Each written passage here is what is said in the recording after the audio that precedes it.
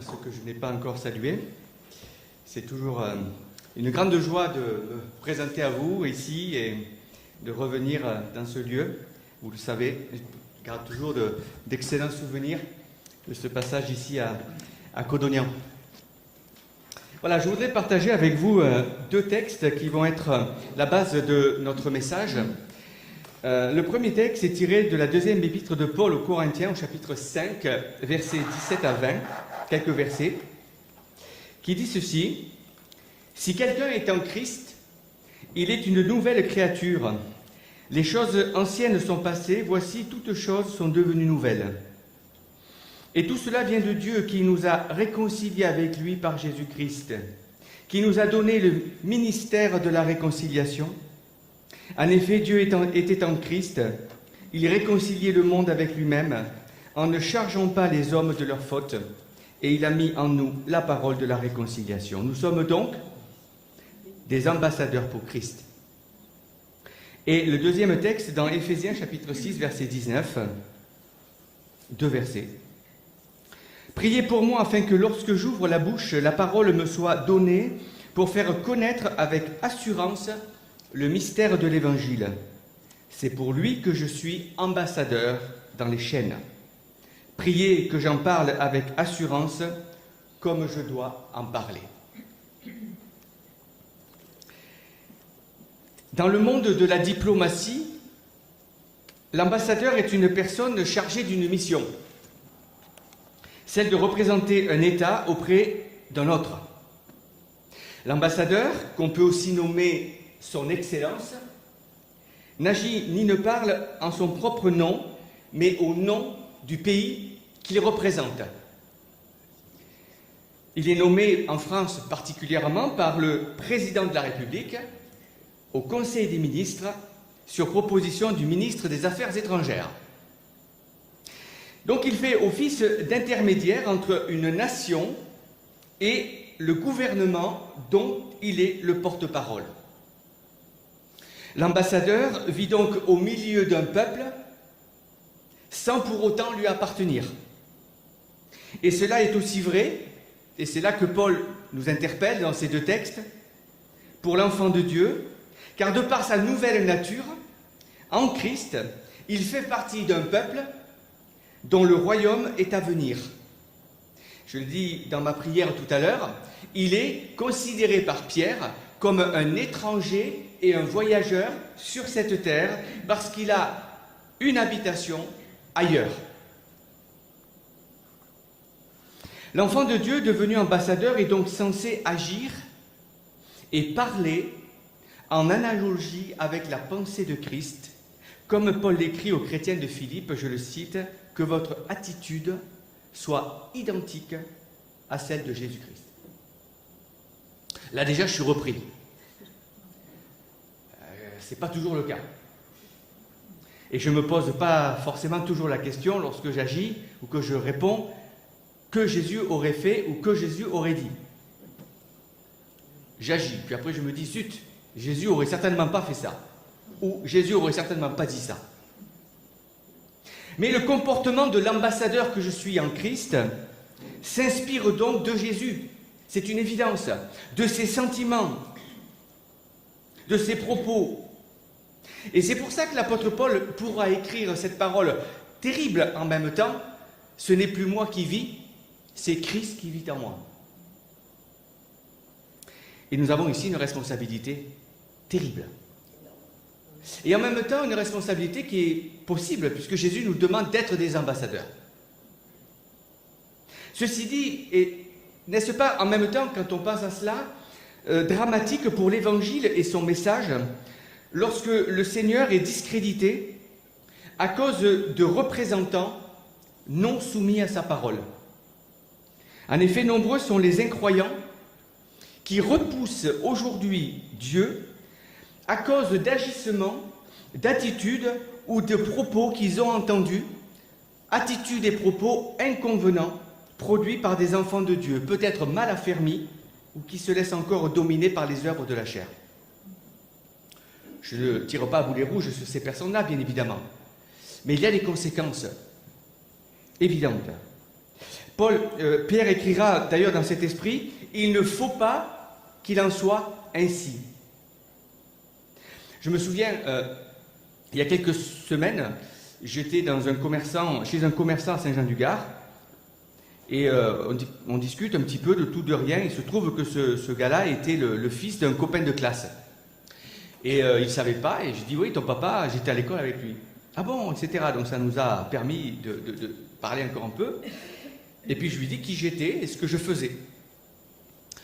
Et on commence à parler un petit peu de foi, de religion. Et puis il me dit, moi, vous savez,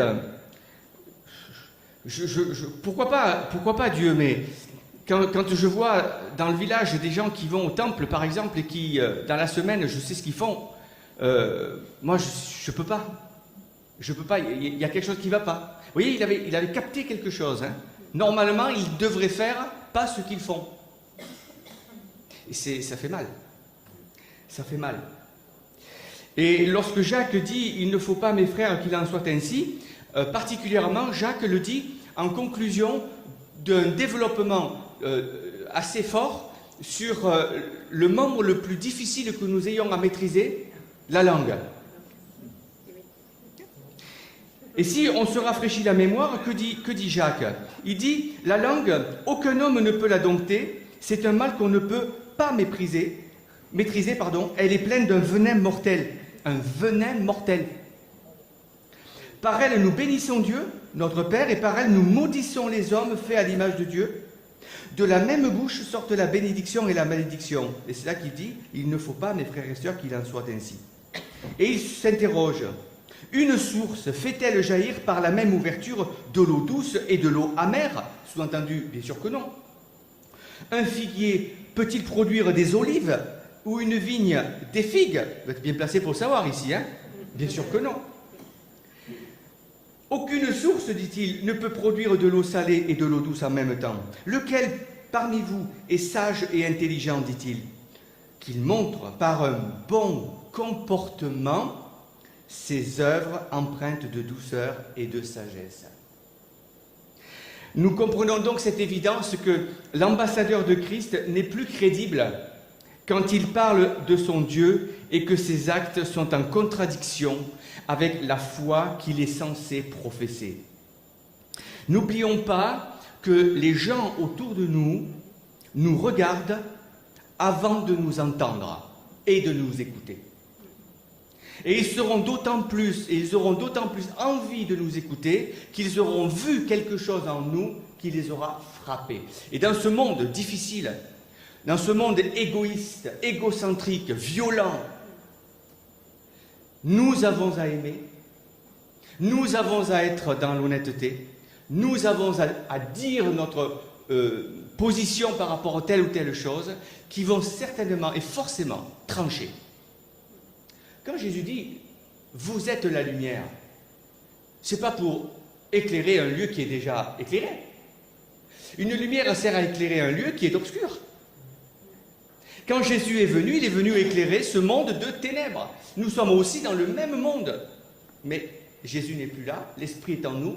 Cet Esprit permet que nous soyons aujourd'hui ce porte-parole, ces ambassadeurs, cette lumière au milieu des ténèbres. Et vous savez que la lumière, hein, dans un endroit très obscur, lorsque vous allumez un briquet ou une allumette, on ne voit que ça. Les yeux sont attirés par la flamme. On oublie complètement le reste. Les chrétiens devraient être vus de la même manière. On ne devrait voir qu'eux. On ne devrait entendre qu'eux. Alors attention, hein, je ne vous jette pas la pierre, hein, je me la jette aussi. Hein. Lorsqu'un enfant de Dieu s'écarte des voies de l'Évangile, là aussi les gens autour de lui le relèvent et le remarquent rapidement. Certains sont même à l'affût de leurs écarts pour sauter sur les occasions de les critiquer. Ah, tu vois, lui, il a chuté, là. Il a menti. Ouais, lui, là, il a trompé sa femme. Ils ont beau dire, ces chrétiens, finalement, ils font comme les autres. C'est vrai que nous ne sommes pas parfaits. C'est vrai que nous avons des tentations. Mais nous avons la puissance de les maîtriser en Jésus-Christ. Si nous gardons cette intimité avec lui, si nous cultivons cette relation avec le Christ, il nous donne les forces. pour résister à la tentation. Paul va dénoncer ceux qui, dans l'assemblée des chrétiens de Rome, dans son épître, déshonorent le Seigneur par leur désobéissance aux Écritures. À l'église de Corinthe, il va dénoncer l'attitude de plusieurs croyants encore esclaves de leurs mauvais désirs, de leur nature charnelle, qui semble bien s'y complaire. Parce qu'on peut chuter, c'est une chose, mais se complaire à une situation, c'est une autre chose. La chute, n'importe qui peut y tomber. Que celui qui est debout prenne garde de tomber, dit l'Écriture. Et je ne suis pas là en train de dire « jamais je ne tomberai ». Mais quand je tombe, le témoignage sera de dire « mais Seigneur, je reviens à la croix, aide-moi Seigneur, j'ai péché, pardonne-moi ». Et je veux tout faire pour ne plus être en situation de rechuter. Si ton œil est pour toi une occasion de chute, arrache-le. Éloigne-toi de ce qui est pour toi une faiblesse et que tu sais être une faiblesse. Ainsi ton témoignage en tant qu'ambassadeur sera encore plus efficace. Ceci étant dit, il faut aller un peu plus loin dans notre réflexion. Lorsque les litiges et les dissensions surgissent entre deux nations, l'ambassadeur se trouve dans une position souvent inconfortable. Il respecte le pays dans lequel il exerce son mandat, mais il doit en même temps demeurer fidèle à la ligne de conduite et aux positions de son gouvernement qu'il a mandaté dans ce pays. De la même manière, l'enfant de Dieu rencontre inévitablement dans ce monde des situations incommodantes, attristantes, blessantes. En effet, il y a des paroles que nous ne pourrons pas laisser dire sans exprimer notre désaccord. Il y a des comportements qui ne seront pas répréhensibles, certes, devant la loi, mais qui mettront pourtant notre conscience mal à l'aise. Je pense que vous voyez ce que je veux dire. Nous aurons à refuser, ou nous avons déjà à refuser, certaines propositions d'associations qui pourraient nous placer dans des compromissions qui iraient contre la parole de Dieu. Il faut être vigilant à cela, discerner cela. Ce n'est pas toujours évident. Parce que le principe même de la tentation, c'est d'être tellement subtil qu'on ne la voit pas au premier abord. Et il faut donc être dans l'esprit, par l'esprit, pour discerner ces choses-là, mais le Seigneur nous a permis de le faire, et il nous donnera les forces de le faire. L'apôtre Pierre, à un temps, fut lui aussi, en tant qu'ambassadeur, particulièrement confronté à une situation qui était la suivante, l'interdiction qu'on lui a faite, avec ses collègues, de parler du nom de Jésus. On lit cela dans Actes chapitre 4 et 5. Les autorités de son temps l'avaient arrêté et en le libérant pour la première fois, lui ont dit « Maintenant, tu te tais, tu ne parles pas, nous t'interdisons de parler de Jésus. » Alors si l'Écriture n'enseigne nulle part la révolte ou l'insubordination contre l'autorité établie, nous sommes soumis à l'autorité, il peut se trouver des situations où la responsabilité de l'ambassadeur est de dire ce que Pierre a répondu. Je cite Acte 4, 19. « Jugez s'il est juste devant Dieu de vous obéir plutôt qu'à Dieu, car nous ne pouvons pas ne pas parler de ce que nous avons vu et entendu. » Il semble d'ailleurs que quelques jours plus tard, ils ont été à nouveau arrêtés parce qu'ils n'avaient pas obéi à ce qu'on leur avait imposé. Et en face de cette seconde sommation de se taire, l'apôtre Pierre va répondre à ses détracteurs « Il faut obéir à Dieu plutôt qu'aux hommes. » Alors vous comprenez là le piège de sortir ce verset de son contexte. Vous voulez pas payer vos impôts? Ah ben c'est écrit noir sur blanc. Il faut obéir à Dieu plutôt qu'aux hommes. Moi les hommes, ça ne m'intéresse pas. J'obéis d'abord à Dieu. Donc j'ai la tête au ciel, j'ai plus les pieds sur terre. Non, du tout.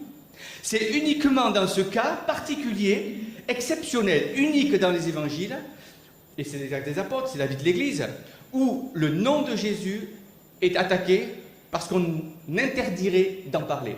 Là, nous pouvons faire comme Pierre.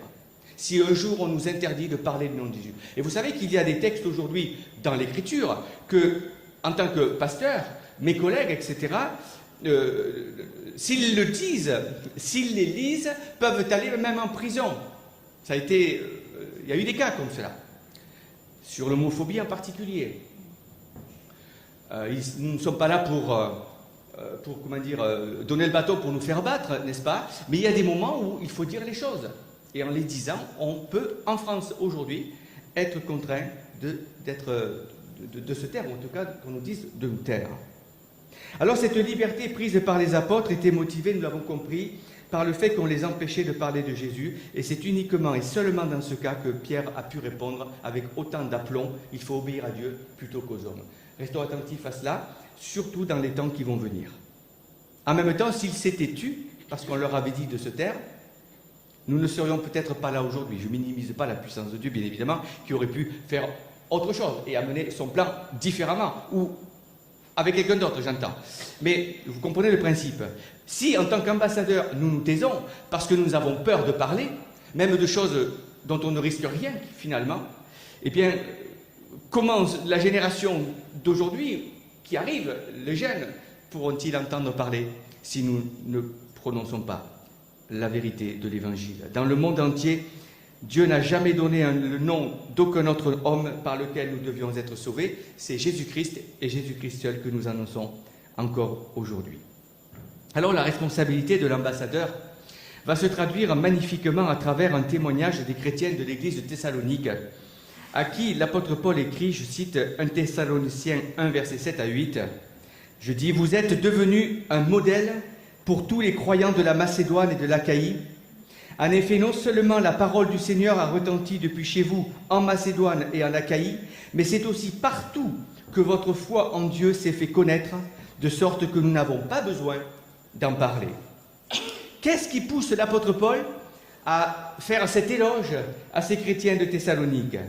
Eh bien, grâce à leur témoignage, qui est visible dans 3 domaines que Paul mentionne particulièrement, juste un peu avant les versets que j'ai cités. Il dit, nous nous rappelons l'œuvre de votre foi, première chose, le travail de votre amour, deuxième événement, et la fermeté de votre espérance en notre Seigneur Jésus-Christ devant Dieu notre Père.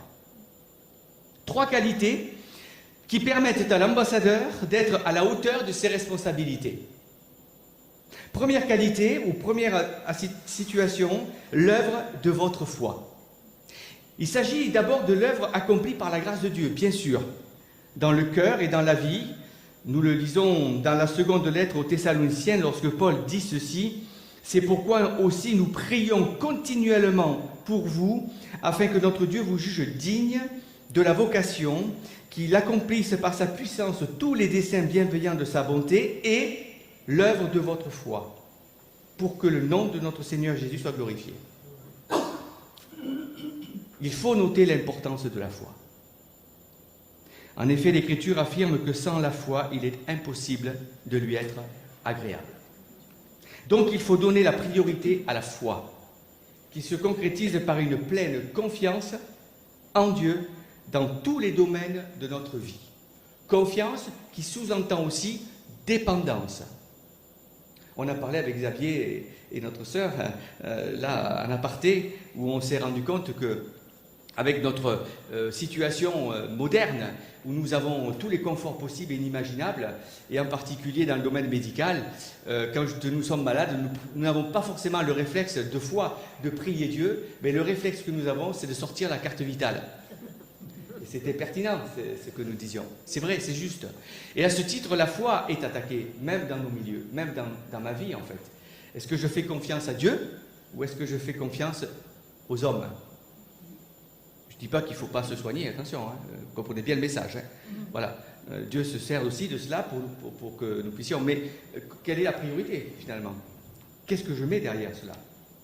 D'autant plus que je le rappelais à mes amis tout à l'heure qu'un des signes des temps que Jésus met en avant est le suivant, la foi du plus grand nombre se refroidira, ou l'amour du plus grand nombre aussi se refroidira. Il y a les deux sens.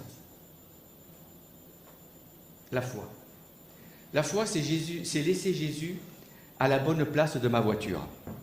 Alors les anciens de Codognan, là, peut-être vont se souvenir, peut-être que j'ai cité peut-être cet exemple, mais moi j'aime bien cet exemple. Où est Jésus dans votre voiture? C'est-à-dire dans votre vie. Prenez l'exemple de la voiture. La première place où Jésus peut être, c'est la place de la roue de secours. Très intéressant la roue de secours. Même si aujourd'hui dans nos voitures, on en a de moins en moins. C'est d'ailleurs pas très engageant d'acheter une voiture sans roue de secours. Moi je horreur de ça. Quand j'achète une voiture, je veux qu'il y ait ou une galette ou une roue de secours. Je l'impose. Facile la roue de secours. Elle est utilisée uniquement quand j'ai une crevaison. Donc quand je suis bloqué, je sais qu'en prenant la roue de secours, je vais me dépanner. Mais une fois que je me serai dépanné, qu'est-ce que je vais faire? Eh bien, je vais aller au garage, amener le pneu que j'ai changé pour le faire réparer et ainsi remettre la roue de secours à sa place. Et jusqu'à la prochaine utilisation. En attendant, je ne pense plus du tout à ma roue, ni de secours, ni la roue qui me conduit. Ça peut être une situation que Jésus peut vivre dans notre vie. Quand j'ai besoin de lui, je l'appelle. Ce qui est extraordinaire, c'est que Dieu, lui, est là. Même s'il nous fera comprendre que ce n'est pas du tout la place qu'il veut. Mais il est là. Et il va entendre. En même temps, il va donner des leçons. La deuxième place intéressante, c'est la place du passager. Alors là, c'est différent parce que Jésus est à nos côtés. Nous le voyons, nous lui parlons, il nous parle. Et puis, il nous dit, ah, tiens, va à droite. Ah non, moi j'avais pensé aller à gauche. Ben, moi, je pense que tu devrais aller à droite. Ben non, je ne vois pas pourquoi tu veux que j'aille à droite. Bon, ben, fais comme tu veux. Ah, ben je vais à gauche. Ok, va à gauche. Et impasse. Tu vois, je t'avais dit. Qu'est-ce qu'il faut faire maintenant? Ben recule. Tu te rends compte le temps que tu as perdu? Si tu m'avais écouté, on aurait avancé. C'est rassurant parce que Jésus est là, on lui parle, il nous parle, mais en fait, on a les commandes. On fait comme on veut. C'est aller plus loin, mais pas encore assez loin. Vous l'avez compris, la meilleure place, c'est celle du conducteur. Mais l'avantage que Jésus soit derrière le volant, c'est que moi, je suis au passager. Et que je discute encore avec Jésus. Que je lui dis, ah, j'aimerais bien qu'on aille à droite. Je pense qu'il faut aller là. Non, je pense qu'il faut aller à gauche. Ah bon? Je ne sais pas pourquoi, mais oui, il faut aller à gauche. On devrait... Non, mais c'est moi qui... Et Jésus va à gauche. Vous voyez? Faire confiance à Jésus. La foi, c'est donner quitus au Seigneur en lui disant, tu es souverain dans ma vie. Et je pense que la souveraineté de Dieu est à remettre un petit peu sur le tapis dans nos enseignements. Dieu souverain, ça veut dire quoi vraiment, Dieu souverain? Dieu roi, ça veut dire quoi quand je chante dans les cantiques parfois, Seigneur, tu es roi de ma vie? C'est qu'il dirige quand même. Est-ce qu'il dirige vraiment ma vie? On pourrait, vous voyez, aller loin dans cette réflexion, mais je vais m'arrêter là. Je donne quelques pistes de réflexion pour que vous puissiez aussi aller vous-même un petit peu plus loin. Deuxième chose, le travail de votre amour. Dans le grec, le mot agapé. Et il y a un lien étroit entre la foi et l'amour. C'est l'apôtre Paul en Galates, chapitre 5, verset 6, qui le fait, ce lien. Car il dit, en Christ, ni la circoncision, ni l'incirconcision n'ont de valeur. C'est-à-dire que tu sois juif, que tu sois grec. Ça, ce n'est pas un problème pour Dieu. Mais seulement la foi qui est agissante par l'amour. La foi est la racine d'une certaine façon. L'amour en est un fruit, ou le fruit. La foi est le germe de la vie divine dans l'homme. Elle s'approprie le Christ, bien sûr, et son œuvre de rédemption, et elle ouvre aux croyants l'accès à l'amour de Dieu. L'amour de Dieu pour lui, mais aussi l'amour de Dieu pour autrui et les autres. Cet amour peut dès lors se répandre dans le cœur du croyant et devenir une source de son amour pour Dieu et pour ses frères. Cet amour, dit Paul, c'est l'accomplissement de la loi. C'est l'obéissance, c'est une manifestation de la sanctification. Ce sont, en d'autres termes, les bonnes œuvres que je fais pour le Seigneur. Plus que toute autre chose, mes amis, la visibilité de l'ambassadeur de Christ est une manifestation d'amour et pas une entreprise de conversion. Vous voyez la différence? Nous allons vers les autres et nous leur disons que nous les aimons, que nous leur montrons que nous les aimons. Ils ont un besoin, nous essayons d'être là. Mais nous ne sommes pas là pour leur dire « il faut que tu donnes ta vie à Christ ». Oui, on leur dira cela. Bien sûr que c'est le but ultime, on est d'accord. Mais on n'est pas là pour faire des chiffres. C'est le Seigneur qui s'occupe de ça. J'aime beaucoup Acte 2, la première communauté, où on voit comment ils étaient dans cette intimité entre eux, la persévérance de la parole, de la prière, de la louange, etc. La fraction du pain aussi, ils faisaient ça. Et à la fin de ce texte, on a l'impression que il se souciait pas forcément de ce qui se passait à l'extérieur, parce qu'il a dit « Et le Seigneur ajoutait à l'Église ceux qui étaient sauvés ». Oui, il devait un peu parler aussi du Seigneur, c'est évident, c'est sous-entendu. Mais c'est l'affaire du Seigneur, ça. La mienne, c'est d'être l'ambassadeur le plus crédible possible, le plus fidèle possible dans la foi et dans l'amour. C'est le Saint-Esprit qui touche les cœurs. Ce ne sera pas mes propos. Dieu se servira de mes propos. Mais je ne vais pas me dire, tiens, demain lundi, je vais sortir d'un coteau et je vais pêcher 10 poissons. Bon, il faut être inspiré pour dire ça. Il faut être sûr que ce soit le Saint-Esprit qui vous le dise. Vous voyez? Mais c'est pas comme ça que ça se passe. On prie pour qu'il y ait une pêche, bien évidemment. Mais attention, on peut se décourager facilement si on part sur ce principe-là. Dieu donne à l'Église ce qu'il veut. Et en même temps, quand on parle d'amour, moi je m'interroge. Comment aimer ceux qui se moquent de Dieu? Comment aimer ceux qui blasphèment le nom de Jésus et qui lui font des pieds de nez tous les jours, par leurs propos, par leurs actes? Ça me fait vomir quand j'entends parfois des choses. Comment aimer ceux qui nous irritent? Mais ça peut être les gens de l'extérieur, mais ça peut être les gens dans l'Église aussi qui nous irritent. Soyons honnêtes. Comment aimer? Comment aimer ceux qui nous ignorent? Comment aimer ceux qui se moquent de nous ou qui nous persécutent? Pensons aux chrétiens qui sont persécutés et qui ont un témoignage, on le voit chez Portes Ouvertes, un témoignage d'amour extraordinaire, que nous serions, en les écoutant, nous dire, je serais incapable d'aimer un gars qui vient de tuer mes enfants ou qui m'a emprisonné pendant 40 ans. Comment aimer? C'est une grâce. Aimer comme ça, c'est une grâce. Et cette grâce, elle vient aussi de cette foi qui s'alimente jour après jour, cette confiance en Dieu. Car oui, nous devons faire face aux agressions de nos semblables en tant qu'ambassadeurs. Nous sommes confrontés à l'implacable exigence de Dieu qui me demande, m'ordonne même, de supporter et de pardonner. C'est impossible en tant qu'être humain, impossible. Mais par la foi en Christ et par ce que j'ai vécu de Christ, cela est rendu possible. Je ne dis pas que ça va venir d'un coup de baguette magique. Pour certains, ça peut être rapide. Je parle du pardon en particulier. Pour d'autres, ça peut être plus long. Ce n'est pas à nous de juger cela. Le but, il est d'aller dans ce sens. L'apôtre Jésus a dit au Sermon sur la montagne, vous avez appris qu'il a été dit, tu aimeras ton prochain et tu haïras ton ennemi. On aimerait bien être dans la loi du talion, n'est-ce pas? Parfois. Ça nous arrangerait bien.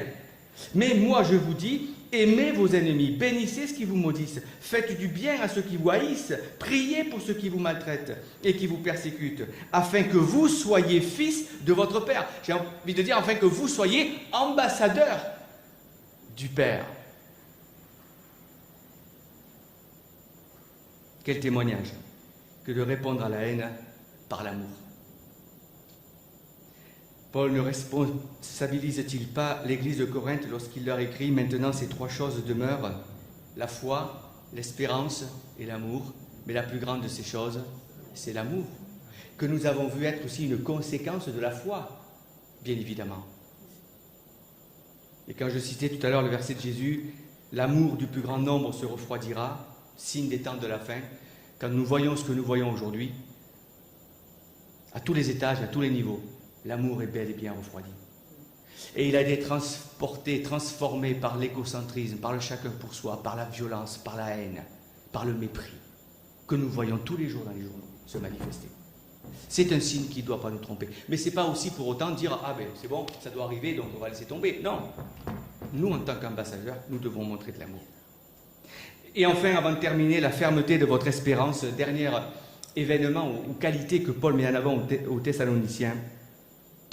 Dans un monde difficile où vivaient ces chrétiens de Thessalonique, au beau milieu, on peut dire, d'une pagaille occulte, divinatoire, où il existait autant de temples que de dieux, il était important pour eux de rester fermes dans leur espérance. L'occultisme est aujourd'hui très, très violemment mis en avant, et il n'y a pas que. Mais on sent bien Satan sentant sa fin lui-même, être là à se déchaîner. Et encore, je crois qu'il n'est pas encore déchaîné comme il va l'être plus tard. l'espérance. De quelle espérance s'agit-il? Nous l'avons compris, celle du retour de Christ, de l'avènement de son royaume. J'en parle beaucoup, je pense beaucoup au royaume de Dieu et je pense beaucoup au retour de Jésus, de plus en plus dans ma vie personnelle. Et j'essaie de me caler sur ça aussi en même temps. On raconte un autre sujet, dit-il, aux Thessaloniciens, quel accès nous avons eu auprès de vous et comment vous vous êtes convertis à Dieu. Et il dit ce qu'était la conversion des Thessaloniciens, premièrement en abandonnant les idoles, et c'est vrai qu'ils ont été fermes dans des situations que la majorité de leurs contemporains faisaient, aller au temple et être dans l'idolâtrie. Ça, ils ont rejeté ça, et c'est pour ça qu'ils ont été exclus d'ailleurs de leur corporation, bien souvent de travail. Ensuite, pour servir le Dieu vivant et vrai, ça c'est le deuxième élément de la conversion, je fais un demi-tour, et en même temps j'entre dans le service de Christ. C'est ce que nous faisons nous-mêmes et dans l'Église. Et troisième élément que nous oublions parfois, et pour attendre des cieux son Fils qu'il a ressuscité des morts. Ça fait partie des conséquences de la conversion. Je me tourne vers Christ parce qu'il m'a pardonné, mais je me tourne vers Christ parce que, et j'ai bien apprécié ce que tu as dit Xavier, parce que la mort n'a plus de pouvoir. Et parce que la mort n'a plus de pouvoir, ça veut dire que je suis toujours vivant. Vivant aujourd'hui, vivant pour l'éternité. L'esprit qui est en moi m'a rendu vivant dans le Christ. Mais quand Christ paraîtra, quand il reviendra, si je suis encore en vie, je serai enlevé, bien évidemment. Si je suis mort, même si je suis mort, je suis déjà avec le Christ. C'est ça l'espérance que nous avons. Et que nous pouvons dire d'ailleurs quand nous faisons des enterrements de nos bien-aimés. Paul le dit, si c'est dans cette vie seulement que nous espérons en Christ, nous sommes les plus malheureux de tous les hommes. Nous sommes heureux. Parce que nous avons cette espérance. Oui, cette espérance, elle vient aussi du fait que nous voyons les signes s'accomplir de plus en plus. Vous savez que c'est un sujet que j'apprécie beaucoup et que je travaille pas mal. Je suis pas mal invité dans les églises pour ce sujet, sur l'actualité et les signes des temps. Et il y a énormément de choses qui se passent, qui se sont passées, et il faut vraiment le voir, cela. N'ayons pas peur de ces temps qui sont durs, mais lisons la Bible et faisons ce mariage entre cette actualité et la parole de Dieu que nous découvrons pour voir comment les choses s'imbriquent, tel un puzzle, vous savez, les pièces du puzzle. Voilà, moi j'aime beaucoup cette image du puzzle, c'est formidable à tous les niveaux d'ailleurs, et surtout pour les signes des temps. Dieu nous a donné dans sa parole beaucoup de signes qui étaient des pièces du puzzle. On a ouvert la boîte, on les a mis par terre, et puis on s'est mis à le travailler, mais pas tout seul, par l'esprit. Et par ce qui se passe autour de nous. Et voilà que petit à petit, les pièces commencent à se mettre en place. Ça s'est réalisé. Plaf, ça s'est mis là. Paf, waouh, super, je vois une fleur. Vous voyez? Et quand on va arriver à la totalité du puzzle, enfin, on n'y arrivera pas parce que le Seigneur viendra peut-être avant, mais en tout cas, de plus en plus, l'image devient nette.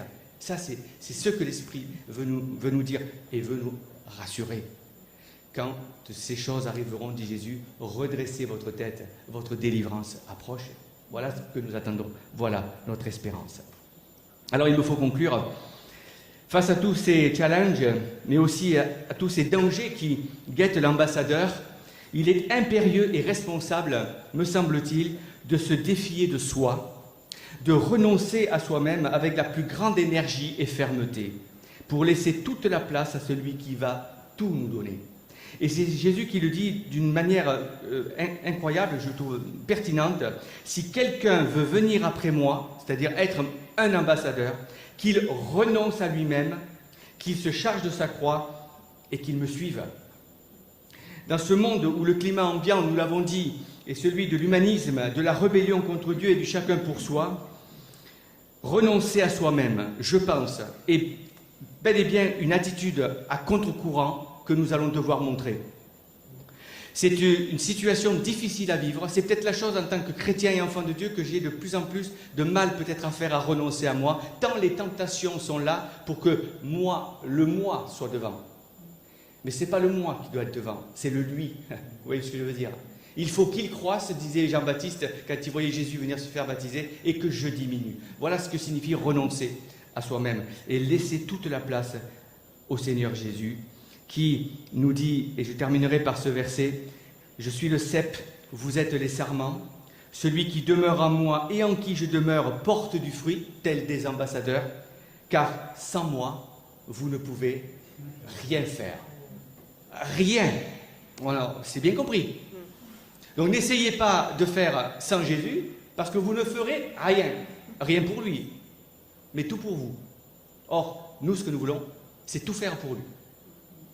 Et bien que la grâce nous accompagne pour ce travail qui nous attend encore. Et je prie, parce que vous savez que je suis sensible à l'église de Codognan, pour y avoir travaillé, que le ministère de Xavier puisse être béni aussi avec vous, et que voilà, des âmes puissent être sauvées. Pas forcément venir ici, ça c'est pas le problème, mais être sauvées, ça c'est le plus important. Voilà. Et après, qu'il soit ici, ça vous encouragera, on est d'accord. Mais d'abord, qu'il soit sauvé. C'est ce que nous voulons faire pour la gloire de Dieu. Prions encore. Ô Seigneur Jésus, encore une fois, quel privilège de pouvoir prendre ce temps autour de ta parole. Il y a bien des choses, Seigneur, que tu nous as rappelées encore ce matin. Et il y a bien des éléments dans ces rappels qui nous ont frappés, qui nous ont peut-être repris, étonnés. Mais Seigneur, nous nous laissons reprendre, nous nous laissons étonner. Seigneur, nous voulons avancer, nous voulons aller plus loin avec toi et te laisser toute la place. Si ce n'est pas le cas, Seigneur, si quelqu'un s'est rendu compte ce matin que le Seigneur n'était pas à la bonne place dans sa voiture et dans sa vie, qu'il puisse réagir maintenant et te laisser réellement, Seigneur, le volant.